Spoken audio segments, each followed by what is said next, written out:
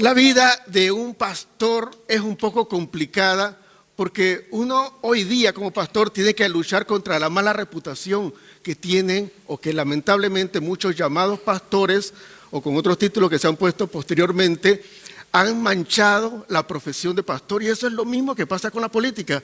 Uno cuando piensa en política, el ámbito en general, enseguida lo que se viene a la cabeza es corrupción. No, político corrupto. Y pastor sinvergüenza y aprovechador y manipulador. Entonces, uno tiene que luchar contra eso. Y yo, cuando hablo con mi amigo Juan Ramón, yo me doy cuenta que nos entendemos un poco en esto, porque ambos ámbitos han sido tan manchados que nosotros tenemos que limpiar, o no limpiar, porque no podemos limpiar todo lo que la gente derrama por ahí, pero tenemos que dar una prueba de que la reputación de esta profesión es buena.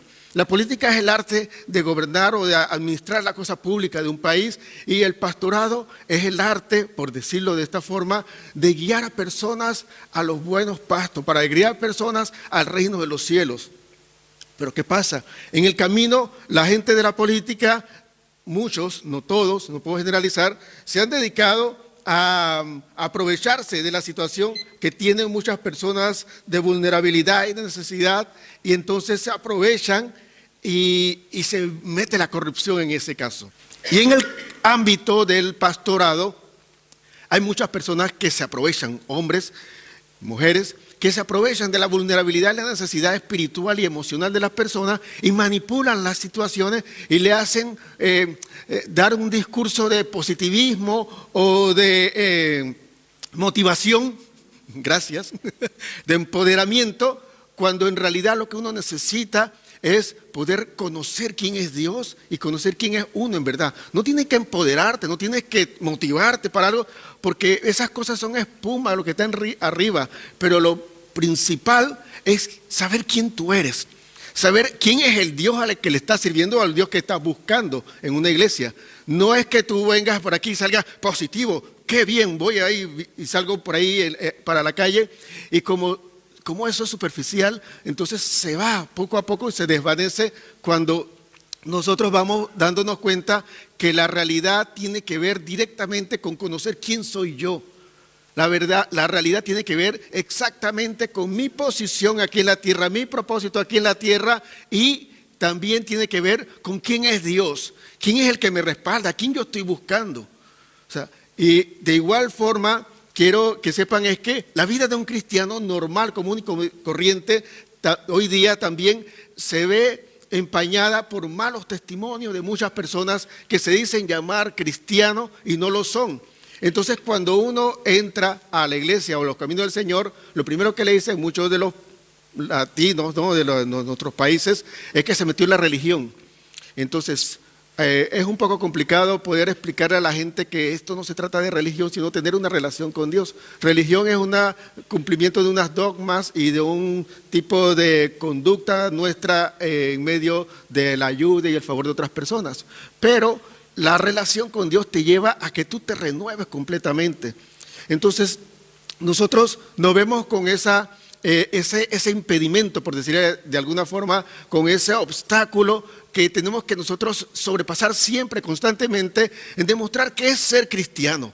Porque ser cristiano no es ser fanático de una iglesia y que esté como un zombie automático y que el pastor diga, como hubo un chiste que hay, muchos chistes que hay por ahí, que ya yo me cansé de desmentir los chistes, de decir que eso no es así, de que uno, y ya me fui hoy a buscar la página esa en Instagram, que simplemente era una página de desprestigio, se llama Iglesia tal y tal y tal, pero se dedicaba a hacer mucha mofa acerca del cristianismo, y entonces mucha gente lo agarra como entonces de burla y mancha el verdadero cristianismo. Y en este post lo pusieron en el grupo ahí de los primos, y entonces estaban diciendo, claro, porque los pastores entonces ya no les es suficiente los diezmos, entonces ahora quieren los coches, los carros, porque el anuncio estaba como que dona tu carro y estamos recibiendo los carros del 2013 en adelante para que apoyes a la iglesia. Y de verdad uno dice, hey, esto a nivel general, quienes no están en la iglesia, todo el mundo dice, mira, es verdad, mira cómo manipulan. Y entonces le preguntan, tú eres de los que van a la iglesia que hay que entregar el carro, y tú eres de la iglesia aunque los manipulan y tienen que dar todo el dinero. Y eso no es, simplemente unos sinvergüenzas, por decir una palabra un poco decente, se han encargado de manchar la profesión de pastorado y han manipulado todas las cosas para el beneficio propio. Pero créanme, ellos les espera un castigo muy fuerte, porque dice la palabra, ay de aquellos que hagan tropezar a los pequeñitos que están buscando de Dios con mucha ingenuidad, con mucha sinceridad. Entonces hay que tener cuidado con eso, pero ¿qué pasa? Manchan el nombre o la profesión y entonces uno tiene que estar diciendo, no, en la iglesia nuestra no oprimimos a la gente por el diezmo, en la iglesia nuestra no obligamos a la gente a ofrendar y a dar dinero, no le quitamos el dinero, porque la iglesia no se trata de que tú des dinero, tú aportas a la obra, pero la iglesia se trata de que tú vayas y conozcas al Señor y que todos juntos alabemos al Señor en agradecimiento, porque en el conocimiento que tenemos de todo lo bueno que Él es, entonces surge una alabanza. Eso es la iglesia. No es que tú vengas aquí a decir, yo voy a pactar con Dios para que Dios me dé una casa. Mira, de verdad, ahorra, trabaja y haz toda tu parte profesional para que tú tengas los bienes materiales que en la tierra te hacen sentir satisfecho. Pero no mezcles la parte espiritual de conocer a Dios con hacerle un negocio con Él. Esto no es Amway, no es Herbalife, no es For Life, no es algo así que vos vas a subir ¿cómo es? A Esmeralda y entonces y trae más gente. Miren, el cristianismo tiene que ver con que uno tenga una relación con Dios. Mi posición aquí como pastor simplemente es mostrarle a ustedes quién es Dios y quiénes son ustedes para que en medio de la situación difícil que vivimos podamos superarla, porque sabemos quién es Dios que está por encima de todo esto. ¿Quiénes somos nosotros que no dependemos de las circunstancias, sino de quiénes somos nosotros, tú y yo? Entonces, como esto no es tan fácil, nosotros hoy día nos hemos tenido que instituir de una manera u otra a ser productores de prueba. Ahora, antes de yo ir a estos detalles, quiero ver que nosotros las palabras a veces le encontramos nada más una parte del significado y no el significado amplio, no la etimología de la palabra, no la profundidad, no la raíz, y entonces nos quedamos con la parte que es la más popular y conocida. O sea, ¿qué es un productor? Para algunos es alguien del campo, que es un productor agropecuario, alguien que trabaja como yo en la industria de la música. Un productor es el que se encarga de toda la parte ejecutiva y financiera de una producción musical, es el productor de una producción musical. O un productor de cine puede ser que alguien que financia la película y el director se encarga de que todo salga bien, y ese es el productor. Pero un productor es alguien que simplemente produce, que crea, que genera algo. Y en esta primera parte, la primera palabra quiero decirle es que en esta posición nosotros nos volvemos realmente sin pecar, como la serpiente decía, somos como Dios, porque participamos en una de las actividades de Dios. Dios es creativo, Dios creó el cielo y la tierra en Génesis capítulo 1. ¿Qué pasa?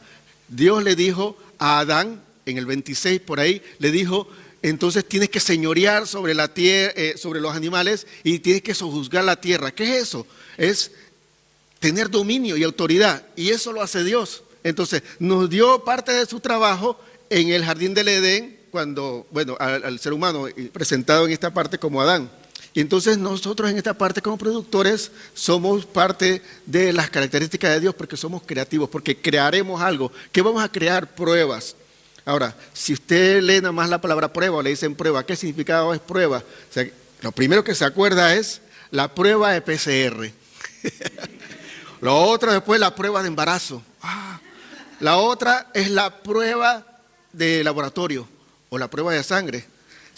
O si no, si usted es más joven, es la prueba de matemática. ¡Oh, qué prueba!, ¿no? Entonces, como cristiano, lo primero que uno cuando habla de esto, sin el momento en que estamos viviendo de la pandemia, la prueba enseguida era una dificultad. Hasta la asociaba uno con el diablo. Uno, es que estoy en una prueba, porque es como... La prueba es como un ataque del diablo. La gente dice, una prueba es algo difícil. Pero la prueba, realmente, cuando lo vamos al significado de la raíz de todos los otros ejemplos que les di, la prueba es simplemente la evidencia de lo que está adentro. Y hay pruebas también en la parte de la justicia, ¿no?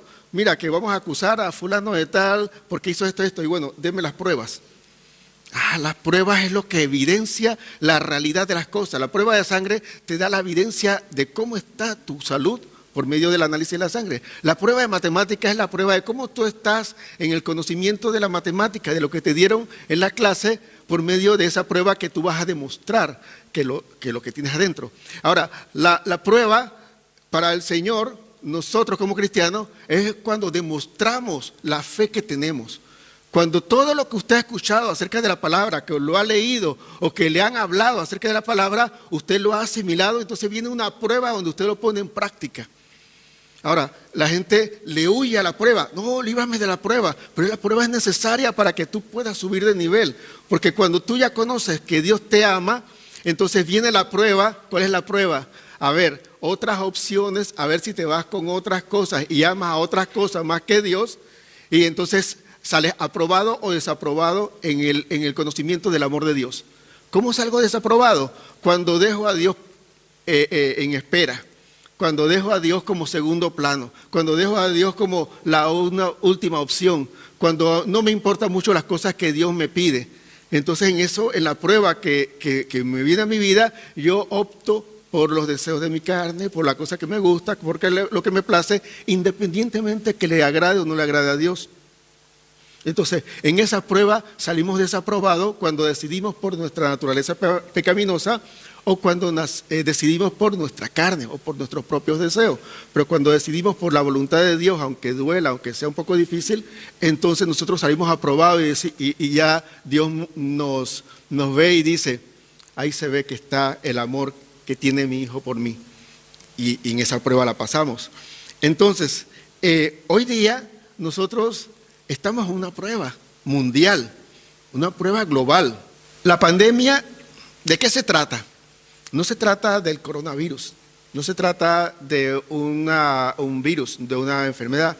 La pandemia real de hoy día se trata acerca del miedo. Nosotros tenemos una enfermedad de miedo, o sea, estamos padeciendo de miedo por todas las cosas, porque tenemos exceso de prevención y tenemos también hasta imaginación de cosas que todavía no han pasado. Entonces, hay que irse con mucha conciencia en todo lo que estamos viviendo, qué pasos damos en cada momento. Entonces, yo nada más llamo la atención a cada uno de nosotros, que me incluye a mí, a que nosotros no nos dejamos llevar por toda la comunicación que hay en todos los medios, sino que nos debemos llevar primero que nada, por qué dice Dios acerca de mí en medio de momentos difíciles, quién soy yo realmente y cuál es la lógica de las cosas. Entonces, cuando ya vemos esto de una forma un poco más objetiva, el miedo empieza a bajar un poco y no tenemos reacciones, sino que tenemos actitud. Porque cuando uno reacciona es inesperado, pero cuando uno tiene actitud es porque ya ha visto por delante que viene y entonces uno tiene una acción que va a hacer. Uno reacciona a cosas que son inesperadas. Pero si nosotros sabemos que en el mundo habla la palabra del Señor, que en los postreros tiempos habrá pestes, pestilencias, rumores de guerra, terremotos, hambre, y va a haber todas estas cosas, y cuando nos encontramos en una pandemia, nos damos cuenta que eso es parte del fin. Entonces, cuando dice la palabra que cuando todas estas cosas acontezcan, dice, levantaos, erguíos vuestra cabeza porque la redención está cerca. Entonces, ¿cuál es la actitud de un cristiano en medio de los terremotos, de los rumores de guerra, de las crisis económicas, de las pandemias? ¿Estar asustado o levantarse, erguir la cabeza y estar orgulloso que Cristo viene pronto por mí? A menos que yo tenga un problema que no esté preparado. Entonces, para eso hay que no espantarse, tranquilo. Entonces, preparemos nuestra vida para que cuando venga Cristo nos halle como Él espera que estemos. Dice, cuando el Señor venga, hallará fe en la tierra. Entonces, examinemos nuestra fe, cómo está nuestra confianza en Él y cuánto le creemos. Cuánto le creemos se verá en lo que pensamos, en lo que hablamos y en lo que decidimos hacer, en lo que hacemos en la vida. Eso es la muestra entonces de lo que nosotros creemos realmente cuando conocemos del Señor. En el libro de Daniel se relata la historia acerca de Daniel y 3 amigos más. A ver, ¿la gente se acuerda de cómo eran los nombres de los 3 amigos de Daniel? Sí, Sadrach, Mesach y Abednego es los 3 nombres que le pusieron en Babilonia. Igual a Daniel le pusieron Belsasar, pero su nombre original era Ananías, Azarías y Misael. Esos son los nombres originales, pero entonces, ¿qué pasa? Cuando el rey Nabucodonosor de Babilonia invadió Jerusalén, se llevó cautivo a la nación y especialmente a los príncipes de Judá, entre los cuales estaban estos 4 jóvenes que dice que aproximadamente tenían 17 años, los estudiosos, no lo dice la palabra, los estudiosos lo dicen, le hicieron, lo primero fue cambiarle el nombre. Entonces, primera de las paradas, que vamos a tener muchas paradas para analizar acerca de lo que sucede en nuestra vida hoy día. ¿Cómo la invasión del miedo en nuestras vidas, la invasión del enemigo con todas sus arpas en todas las áreas de la sociedad y de la política e incluso de la iglesia se ha metido? ¿Qué es lo primero que está buscando como objetivo? Es cambiar nuestra identidad. Nos quiere cambiar el nombre. El nombre es la identidad, pero como yo le decía al principio, si nosotros conocemos quiénes somos nosotros realmente, a nosotros no nos lleva la corriente. Nosotros nos mantenemos firmes en quiénes somos. No hay duda en mí de quién soy yo realmente cuando yo me conozco realmente. Ahora, cuando no tengo conocimiento de mí, de quién soy yo realmente, entonces cualquier persona me dice, yo soy tal cosa o yo soy tal persona, y yo de repente empezaré a dudar, ¿seré yo o no? No, yo soy Javier. Entonces, no tengo dudas porque yo tengo mi identidad clara. Entonces, lo primero que hay como ataque directo es cambiarte la identidad. Entonces, quiero que estén bien atentos a algo. No permitan que el enemigo, con todo lo que está pasando alrededor del mundo, cambie tu identidad de hijo de Dios. Un hijo de Dios no anda en pánico, sino que un hijo de Dios anda seguro porque es hijo del Dios Todopoderoso. Hay que tener prevención, hay que seguir las reglas, hay que tener las cosas, pero la interioridad de nuestro ser debe ser seguridad y estabilidad, porque somos hijos del Todopoderoso. No es cualquiera, no estamos hablando de que era un Dios que vivió y luego murió, un Dios que nunca hemos visto ni hemos conocido, un Dios hipotético, un Dios que no conocemos realmente. Si usted conoce a Dios realmente, entonces afirme su identidad como hijo, como hija de Dios, porque ese es el Dios que le va a respaldar y va a cuidar. Hay 3 cosas que le sucedieron a estos 4 jóvenes que yo quiero compartir con ustedes en este día y que la vamos a poner paralelas con nuestra vida, porque al igual que ellos vivían en un cautiverio, nosotros hoy día vivimos en un cautiverio. El cautiverio es la sociedad que quiere imponer en nuestras vidas un concepto de vida que no es el correcto. Nosotros tenemos que tener claro nuestro concepto de vida, nuestros valores y nuestros principios, pero todo se está trastocando de muchas formas y de muchas maneras. Entonces, vamos a ver 3 detalles muy importantes que vivieron Daniel, Ananías, Azarías y Misael. Belsasar, Sadrach, Mesach y Abednego, según los babilonios. Pero para nosotros estos son los verdaderos. Entonces, en el capítulo 1, yo creo que ya muchos de ustedes lo conocen y lo saben, cuando el eunuco de rey Nabucodonosor los llevó, les dice, mira, Aspenaz, que era el principal de los eunucos, le dice, mira, el rey quiere que ustedes estén preparados por 3 años y se estén preparando en el idioma de los caldeos, que empiecen a hablar lo que se habla acá y que empiecen a entender y a conocer todas las cosas de acá, porque ¿sabes qué? Los vamos a hacer a ustedes alguien de acá. Entonces, lo primero es que Daniel se salió con una y dice, sí, porque van a comer de la mesa del rey. Oh, qué privilegio. Pero dice Daniel, mira, todo está bien, llámame Belsasar como tú quieras, a mí no me importa, yo sé que soy Daniel. Pero yo quiero decirte algo, la comida que está sacrificada a los ídolos, que especialmente son las carnes y los vinos que lo hacen a ellos emborracharse, de esto yo no lo quiero. Yo voy a comer todo lo demás, pero no de las cosas que están contaminadas. Entonces, la primera parada es que una persona que conoce a Dios de verdad no se deja contaminar. Diariamente nosotros tenemos la posibilidad de contaminarnos con todos los medios de comunicación y con todos los comentarios de mucha gente. Toda nuestra fe, nuestra esperanza y el amor que le tenemos a Dios se puede venir abajo con todos los malos comentarios, los comentarios negativos que hay de la gente. Todo el mundo está, mira, decía un célebre amigo nuestro, dice, y cosas peores vendrán. Siempre terminaba su frase con cada vez que uno hablaba de acerca de que, hubieron tantos contagiados. Y cosas peores vendrán.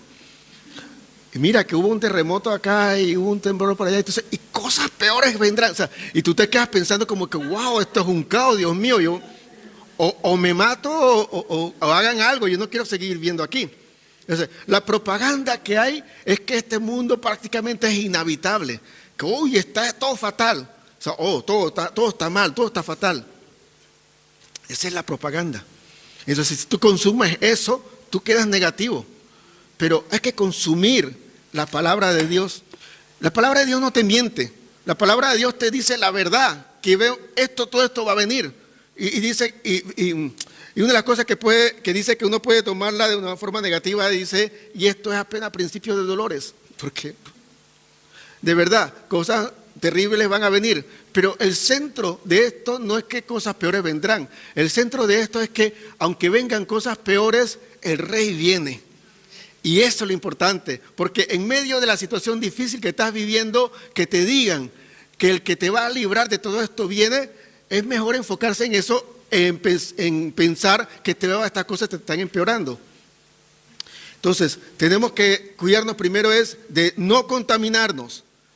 Ahora, cuando no se contaminaron, Sadrach, Mesach, Abednego, Ananías, Azarías, Misael y Daniel, ¿qué resultado hubo de ello? Vamos a ver en Daniel capítulo 1, el versículo 20, dice, en todo asunto de sabiduría e inteligencia que el rey les consultó, les halló 10 veces mejores que todos los magos y astrólogos que había en todo su reino. Tu integridad produce las evidencias que prueban que la sabiduría de Dios en tu vida está, o que tú tienes sabiduría de Dios en tu vida. Tu integridad. ¿Por qué yo digo la integridad? Porque Ananías, Azarías, Misael y Daniel no se contaminaron con la comida del rey. Cuando no se contaminaron, ellos guardaron su integridad. Y cuando tú no te contaminas, tú guardas tu integridad, y tu integridad muestra o prueba o da una evidencia de que tienes sabiduría. Porque hay muy poca sabiduría cuando tú eres parte de la corriente. Cuando tú vas por la dirección que va todo el mundo, no necesariamente es sabio, es simplemente conveniente. Pero ser sabio es cuando tú, aunque vayas en contra de la corriente, tienes claro tu dirección, tienes claro tu destino. Tu conducta es consona con lo que tú estás deseando en tu vida. Y tienes que estar claro con que si estás buscando de Dios, tu conducta tiene que ser consona con que vas a llegar a estar en la presencia del Señor. Y no tener una conducta que te lleva o te aparta del Señor y diciendo que tu deseo es ser cristiano. Esto es fuerte, pero yo tengo otra prédica que vamos a aclarar un poquito más estas cosas. 10 veces mejores, dice, que todos. Mira, ese es un gran privilegio. Que usted sea 10 mejor que toda la gente que está afuera, ese es de respeto. Ahora, ¿quién no quisiera eso? Ahora, el principio de la sabiduría, dice el proverbio, es el temor a Jehová. O sea, el respeto a Dios, es tu integridad, es lo que empieza a desencadenar en ti lo que es sabiduría frente a todo el mundo. No que sigas la corriente del mundo, no que hagas lo que todo el mundo hace, sino hagas lo que tú tienes la convicción de hacer.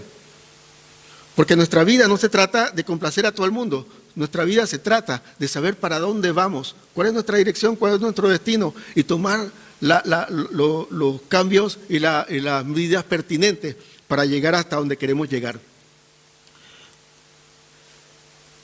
En el capítulo 3 se narra la integridad en la adoración a Dios por parte de Ananías, Misael y Azarías, al no adorar a otro Dios sino a Jehová de los ejércitos, y esa integridad los hizo acompañarlos a ellos en el fuego. ¿Qué pasa? Hubo un edicto en el cual había que adorar a una imagen que estaba creada por parte de los babilonios, y estos se negaron a adorarla. Entonces lo acusaron y dice, bueno, la consecuencia que tienen aquellos que no adoran esta imagen es meterlo en el fuego. Y entonces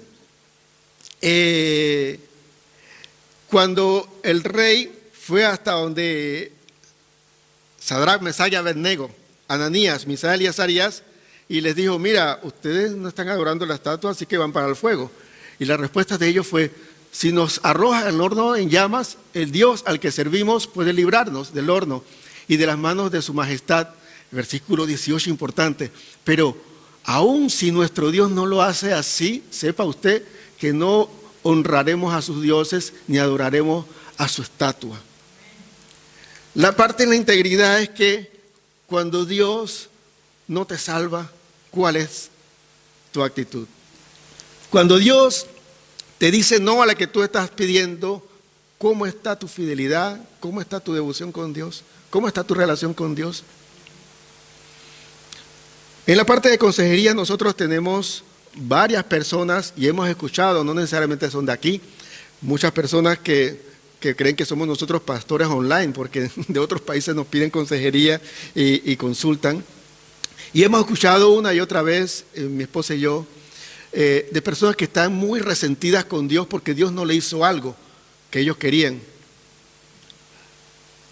Y la integridad o la actitud y la posición de Ananías, Misael y Azarías era, si aún Dios no nos libra del fuego, nosotros no vamos a negarlo, nosotros no vamos a ir a hacer otras cosas. Sería, aún si Dios me niega lo que yo le estoy pidiendo, yo le sigo siendo fiel. Y en tiempos difíciles que estamos viviendo, ¿cuántos de nosotros quisiéramos que muchas situaciones en nuestra vida mejoraran? Pero la pregunta es, ¿y si no mejora? Y sigues orando, y si no mejora, tú dirás, si aún Dios no lo hace, no mejora, nosotros no vamos a honrar a otro Dios, vamos a seguir honrando a nuestro Dios. Porque no se trata de que Dios haga lo que yo quiero, se trata de que yo haga la voluntad de Él. Porque ¿a qué Dios estamos sirviendo? Dios malo. A un Dios que si yo le sigo en obediencia a hacer su voluntad, me va a hacer daño. O a un Dios que me ama. Ya que todos los adultos que están aquí pueden dar fe de esta parte. Y es que muchas de las cosas que nuestros padres nosotros nos corregían y que nosotros lo tomábamos como algo malo, muchos de nuestros padres lo corregían para bien nuestro. Porque teníamos nosotros que tener una disciplina y lograr unas cosas en nuestra vida y unas metas. Entonces, en muchos casos de nosotros pensábamos cuando estábamos más jóvenes, sobre todo adolescentes, que nuestros padres nos odiaban. Y nosotros a veces pensamos, Dios no me ama si no me responde que sí en lo que le estoy pidiendo. Y esa es una actitud adolescente, una actitud infantil, una actitud de falta de sabiduría. Porque la sabiduría dice, en todas las cosas hay una lección y en todo hay un provecho que le puedo sacar. Mire, la peor situación de su vida, a ver, en una parte económica catastrófica, usted puede o tiene la oportunidad de ser creativo. Bueno, en la parte de Suiza es un poco complicado, ¿no? Pero en nuestro país latinoamericano uno se puede hacer creativo y se genera una microempresa. Uno se hace un negocio informal y uno subsiste y sigue adelante. Muchas de las empresas o grandes compañías transnacionales que existen el día de hoy se generaron partiendo de una crisis, donde el fundador, el CEO, agarró de una forma creativa y transformó la crisis en una oportunidad nueva. Nosotros tenemos que ver que en todas las cosas que Dios nos dice que no, que nos niega o que simplemente detiene su ayuda para con nosotros, algo podemos aprender. Algo Dios tiene como un as bajo la manga que nos dice, pero te tengo esto. Y nosotros peleando y llorando y haciendo un berrinche, una pataleta por algo que Dios nos quiere quitar porque nos quiere dar algo mejor todavía. ¿Qué pasa? Cuando Dios nos dice que no, ¿cuál es nuestra actitud? Y quiero llevar a la reflexión este pasaje con la declaración esta. Tu integridad produce las evidencias que prueban que Dios está en contacto, que Dios está contigo, que Dios no te ha abandonado. Porque la seguridad que ellos tenían, que declaraban incluso que aun si Dios no me salva, no vamos a negarlo, hizo que el mismo ángel de Jehová estuviera con ellos en medio del fuego.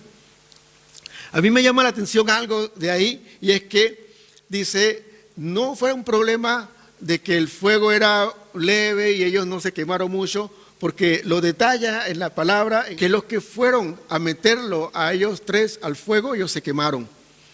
Detalla que todo lo que los ataba se quemó.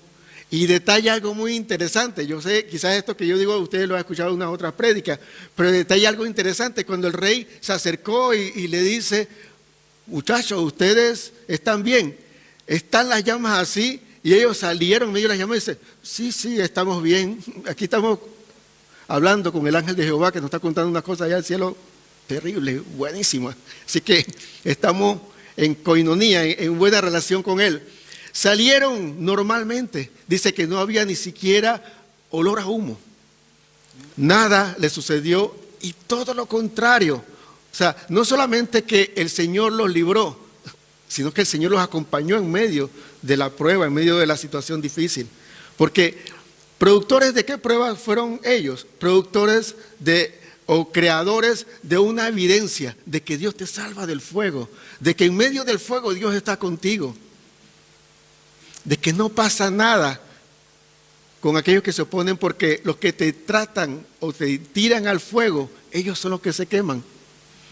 Y a ti no te pasa nada. Que de hecho, otra de las enseñanzas que hay ahí es que cuando tú eres echado al fuego, no te quemas tú cuando tu vida está en integridad con Él, obviamente, sino lo que se quema es lo que te ata. Lo que te limita es lo que se quema. O sea, no eres tú el que sale con las lesiones, con las quemaduras. El que sale con la peor parte es el enemigo y lo que él usó para atarte. Tu integridad en medio de un momento tan difícil que te lleve a decir, aun cuando Dios no me salve, yo voy a seguir confiando en Él, es lo que te va a llevar a que esa situación, ese momento, tú tengas una prueba evidente ante los ojos de los demás de que Dios es poderoso y respalda a aquellos que confían en Él. ¿Por qué nosotros a veces no hemos sentido el respaldo de Dios? Muy probablemente es porque nosotros no hemos llegado a confiar del todo. Nosotros a veces nos ponemos en un momento tan difícil como esto, donde tu vida está en peligro y tú dices, bueno, medio que me arrodillo ante esa estatua, no pasa nada, Dios sabe, Dios conoce mi corazón. Mi rodilla se inclinó y mi corazón no se inclinó, así que Señor, ahí va. Y negociamos, flexibilizamos un poco nuestras convicciones. Entonces, no vemos el respaldo de parte de Dios cuando en realidad no estamos confiando al 100%. Y esto es algo bastante difícil, y yo lo sé, no es fácil, porque confiar en Dios ciegamente o al 100% es complicadísimo, pero tiene resultados, y eso lo podemos ver en la palabra. Para terminar, en el capítulo 6, Daniel tiene otra evidencia que prueba el respaldo de Dios. Yo creo que ya ustedes lo sabrán, Daniel en el foso de los leones, ¿no? Sí. Pero ¿qué fue lo que sucedió? Ahí hasta el rey lo quería, el rey Darío. O sea, es más, de hecho, una de las cosas que le puedo decir, cuando el rey Darío, que quería mucho a Daniel, dice, oyó el asunto, le pesó en gran manera y resolvió librar a Daniel hasta la puesta del sol. Trabajó para librarle, pero no pudo. O sea, que él trató de ayudarle. Entonces, en el versículo 16 dice, entonces el rey mandó y trajeron a Daniel y le echaron en el foso de los leones. Y el rey dijo a Daniel, el Dios tuyo, a quien tú continuamente sirves, Él te libre. Yo voy a resaltar otro versículo ahora, pero yo quiero nada más reflexionar sobre algo. Dice el rey, Darío era medo persa, Daniel vivió 4 reinados, Nabucodonosor, Belsasar, Darío y Ciro. Los 2 primeros eran babilonios y los 2 segundos eran medo persa. Ninguno era del pueblo de Israel, ninguno conocía al Dios que nosotros conocemos, servían otros dioses, pero conocían al Dios de Daniel porque Daniel hacía evidencia de su Dios en todas sus acciones. Porque aunque Daniel servía a un rey pagano, servía a un rey que no tenía ningún temor de Dios, el rey conocía quién era el Dios de Daniel. La pregunta para nosotros, en nuestra integridad, ¿cuánta gente sabe a qué Dios le servimos? No es que andemos nosotros para allí, para arriba y para abajo, así cantando himnos y andando como si estuviéramos levitando a un monje tibetano, así como que dice, wow, este es un hombre de Dios, una mujer de Dios. Es que nuestras acciones tengan una integridad, que la gente diga, oye, este no es como los otros, esta no es como la otra. Esta tipa es rara. Este tipo es raro, este no es normal. Ahora, si Daniel estaba en Babilonia, obligatoriamente tendría que ser raro, porque toda la gente en Babilonia eran babilonios y idólatras de los dioses de allá. O sea, él tenía un Dios diferente a los demás. Y si usted tiene un Dios diferente a los demás, o sea, si se siente raro es un orgullo, porque no va en la corriente del resto de los demás que van para el infierno. Así que somos de los que van en el camino angosto hacia arriba, no en la autopista directo al infierno, como la canción. Y Dios tenía una forma evidente en la vida de Daniel de manifestarse, que el rey dice, el Dios a quien tú continuamente sirves te libre. ¡Wow! No es que él se convirtió, pero él reconocía que era un Dios todopoderoso que podía librar a un hijo suyo de leones hambrientos. Entonces, cuando Daniel escuchó esa maldad orquestada por los sátrapas y los administradores que habían puesto para administrar todo el país, aunque les digo algo, Daniel gozaba de tanto privilegio que él estaba por encima de todo esto. O sea, pero como todos ellos conspiraron contra él para tirarlo de la posición que tenía, le crearon esta ley que decía que nadie puede consultar ni a otra persona ni a otro Dios que no sea el rey Darío, porque él es el soberano y el más grande. ¿Y qué pasa? ¿Qué hizo Daniel? Y no es que sea desafiante, sino que dice que cuando Daniel supo del edicto, que el edicto había sido firmado, entró en su casa y abiertas las ventanas de su cámara que daban hacia Jerusalén, se arrodillaba 3 veces al día y oraba y daba gracias delante de su Dios como lo solía hacer antes. Ahora, una mala noticia, a veces en nuestra vida lo último que nos hace a nosotros es orar y dar gracias. Ahora, si a usted le sale algo muy bueno, enseguida usted se va, abre la ventana y dice, gracias Señor. Ahora, si dicen, si tú adoras a tu Dios, o sea, a todo aquel que es cristiano, vamos a ponerlo ahora en contexto actual, a todo aquel cristiano que se encuentre, que se sepa que es cristiano, lo vamos a matar, a mandar a los leones. Tú no vas a abrir la ventana y decir, Señor, aleluya, gloria al Señor Jesús, tú eres rey. Y Jehová Shalom. Lo último que sale de tu boca es un canto, una oración, y mucho menos dice gracias, actitud de gracias. Tú no sale de ti. Ahora, ¿de quién sale? De una persona íntegra, de una persona que tiene una relación con Dios tan profunda, que sabe quién es Dios y sabe quién es Él. Dice, leones. ¿Quién creó los leones? Dios. Pero la confianza era tal que, mira, el pueblo de Israel, o los judíos, fueron llevados cautivos y estaban en Jerusalén.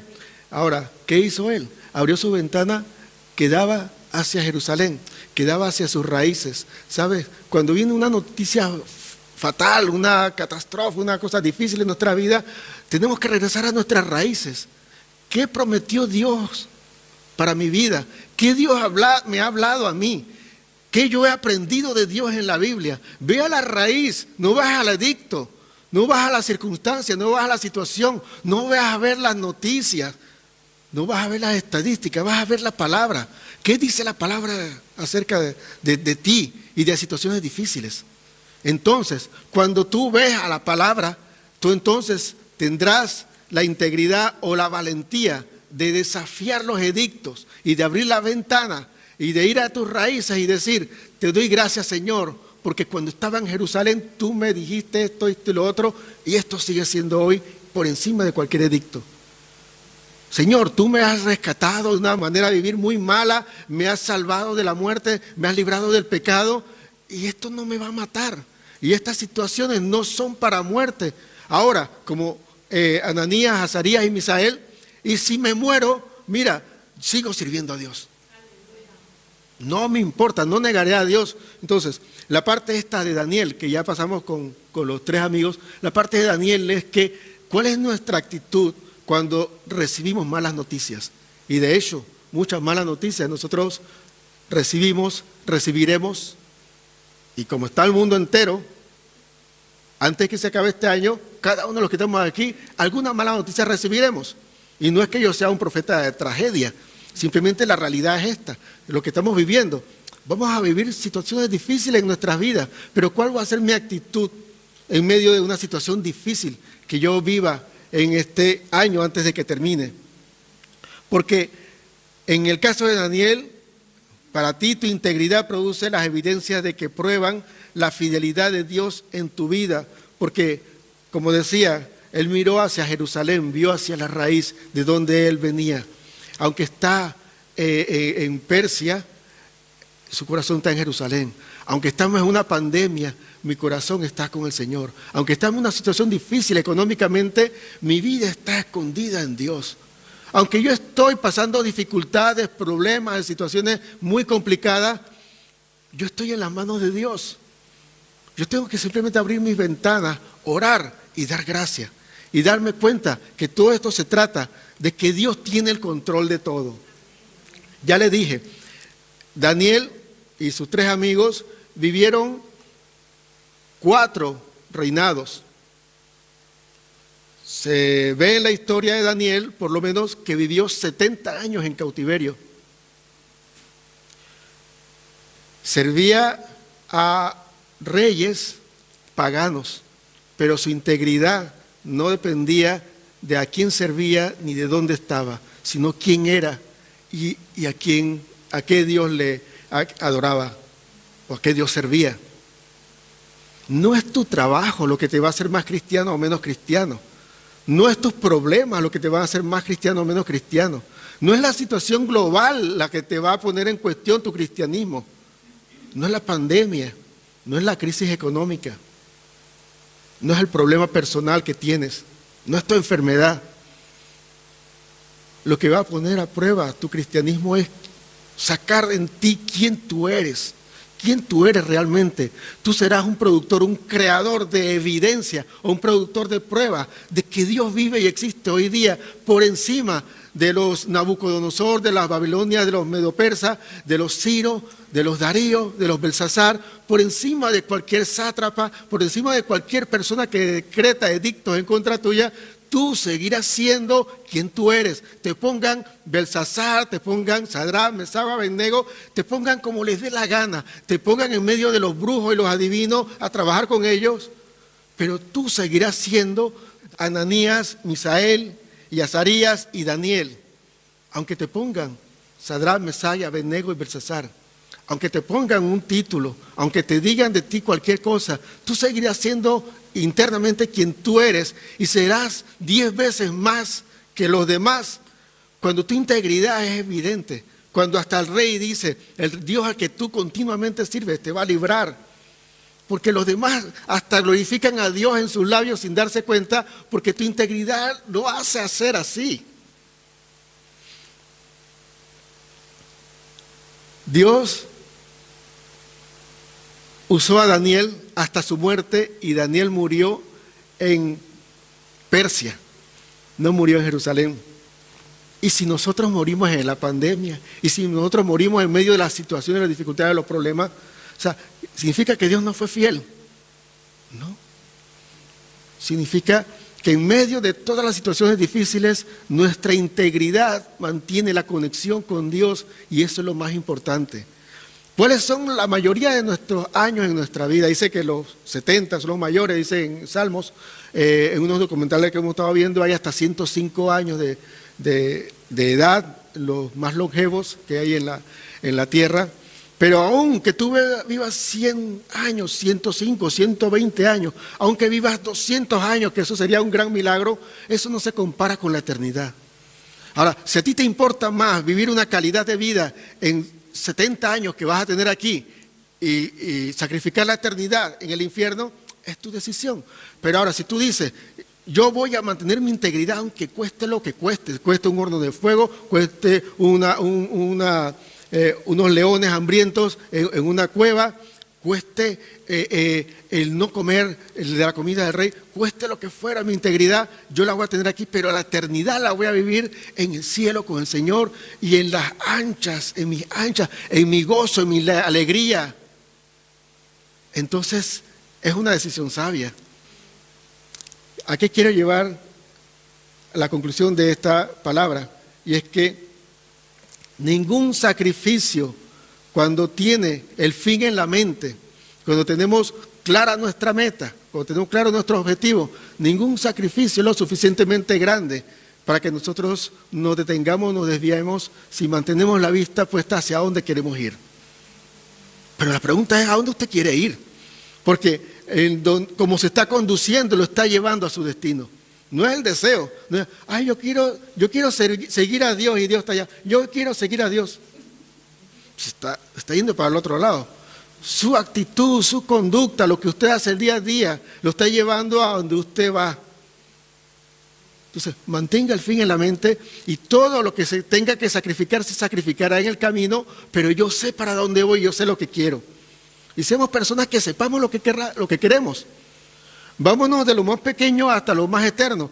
O sea, cuando tú estás, por lo menos aquí, está la oportunidad de las LERE y los aprendizajes y todo esto, tienes la oportunidad de empezar a forjar tu futuro.